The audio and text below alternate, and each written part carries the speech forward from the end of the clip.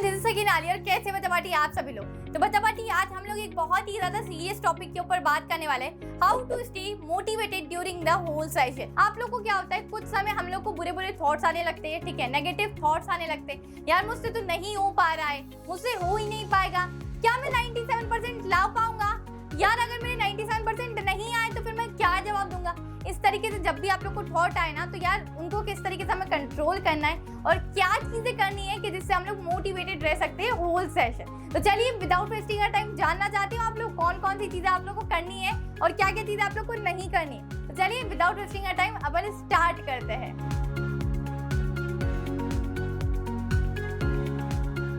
Point number 1, make a boring subject interesting. Once a J.K. Chesterton said, there is no boring subject, only disinterested minds। तो बच्चा बाटी यहाँ कोई subject boring नहीं होता है, but हम लोग को इंटरेस्ट नहीं है, वो बात अलग है, ठीक है। जैसे अगर बहुत सारे बच्चों की बात करें, इंक्लूडिंग मी, मुझे मैथ्स में इंटरेस्ट काफी कम है।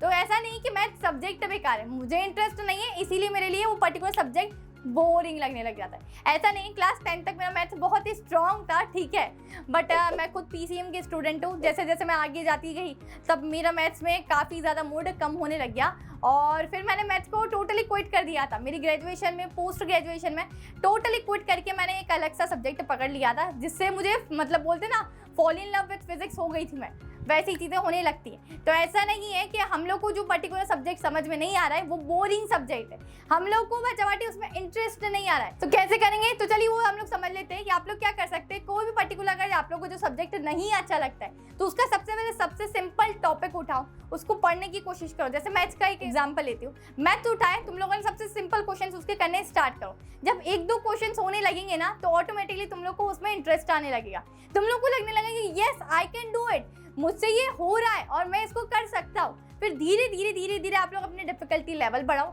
जो चीज़ें आप लोगों से नहीं सॉल्व हो रही है आप लोग अपने टीचर से पूछ सकते हैं। यूट्यूब पर मैनी डिफरेंट वीडियोस अवेलेबल है, तो आप लोग देख सकते हैं। हमारे चैनल पर भी उसकी वीडियोस बहुत सारी अवेलेबल है, तो आप लोग जाकर देख सकते हैं। उस तरीके से पर्टिकुलर टाइम पर अपने डाउट्स को क्लियर करके आप लोग आगे बढ़ सकते हैं। Point number 2, understand the topic, don't memorise it. हम लोग को हमेशा चीज़ें समझते हुए चलना है, ना कि हमें रटना है। अगर आप लोग मेमोराइज कर लेते हैं, हम लोगों ने अभी रट लिया है, ठीक है, मान लेते हैं हम लोग के यूनिट टेस्ट में काफ़ी अच्छे नंबर आ गए क्योंकि हम लोगों ने मेमोराइज कर लिया था उस टॉपिक को। हाफ ईयरली में भी काफ़ी अच्छे नंबर आ गए क्योंकि मेमोराइज किया था। बट बच्चा तुम लोग एक समय पर जाके, एक पॉइंट पर जाके उस मेमोराइज करे हुए टॉपिक को भूल जाओगे, आधा आंसर लिखोगे, फिर ऐसा लगने लगेगा कि यार इसके बाद क्या था, बिकॉज हमने वर्ड टू वर्ड उसको मेमोराइज किया है। हम लोग को ये नहीं पता कि ये कहना क्या चाहता है, ठीक है, बट हमने रट लिया है। तो हम लोग को वर्ड टू वर्ड याद होना चाहिए। गलती से भी अगर एक भी वर्ड मिस हुआ ना बच्चा, लिटरली पूरा आंसर नहीं लिख पाते हम। तो हमेशा क्लास 10 थे, बोर्ड से बच्चा आप लोगों के लिए तो, और मतलब जितनी बोर्ड क्लास है, नहीं बोर्ड क्लास है, उनके लिए भी मैं यही कहना चाहती हूँ कि आप लोग समझने की कोशिश करिए। अगर समझा हुआ एक चीज़, कोई पर्टिकुलर कॉन्सेप्ट आपने समझ लिया है, उसको कोई वर्ड टू वर्ड रटने की जरूरत भी नहीं है, आप लोग अपने खुद डेफिनेटली ओन लैंग्वेज में भी लिख सकते हैं ना। Point number 3, break the particular task into small manageable chunks. अब बहुत सी बार क्या होता है, कोई टॉपिक बहुत बड़ा होता है, उस टॉपिक में डेफिनेशन है, उस टॉपिक में डायग्राम है, उस टॉपिक में डेरिवेशन भी है और सो ऑन, बहुत सारी चीज़ें, ठीक है। तो आप लोग क्या कर सकते हैं, उस पर्टिकुलर टॉपिक को डिवाइड कर लो कि यार ये इतना टॉपिक मैंने अभी पढ़ लिया है, फिर मैं थोड़ा सा ब्रेक ले लूँगी, मैं फिर इतना बाद में पढ़ लूँगी। देन अगर मुझे लग रहा है कि ये पर्टिकुलर मुझे अच्छे से लर्न हो चुका है, मैं इसको बहुत अच्छे तरीके से समझ चुकी हूँ, फिर मैं उसके बाद का मैं डायग्राम को समझने की कोशिश करूँगी, देन डेरिवेशन के ऊपर जाऊँगी। इस तरीके से तुम लोग स्मॉल चंक्स में, अपने स्मॉल सेक्शन में चीज़ों को डिवाइड कर सकते हो, जिससे कि आप लोग उसको मैनेज कर सकते हैं और शॉर्ट पीरियड ऑफ टाइम में हम उसको लर्न भी कर सकते हैं। Now point number 4, don't expect to feel motivated all the time. बच्चा देखो, हम इंसान हैं, हमारे मूड स्विंग्स होते रहते हैं। कभी अगर हमें किसी ने कुछ बोल दिया है, उससे इफेक्ट भी हम होते हैं, चाहे हम कितना भी बोले कि हम बहुत स्ट्रांग हैं, हमें दूसरों की बातें अफेक्ट नहीं होती हैं, बट किसी ना किसी टाइम पर, किसी ना किसी पॉइंट पर हम लोग को चीज़ें हर्ट होती है, ठीक है। तो किसी दिन आप लोग हर्ट हो चुके हैं तो इट्स नॉर्मल, ठीक है। रोबोट तो नहीं है कि हमेशा हम सारी चीज़ें यार मतलब ऑल द टाइम हम लोग मोटिवेटेड ही रहेंगे, ठीक है। पर एक चीज़ याद रखो कि ज़िंदगी में अपने आप को धीरे धीरे उस तरीके का बनाने की कोशिश करो कि एक कान से सुनो, दूसरे कान से निकाल दो।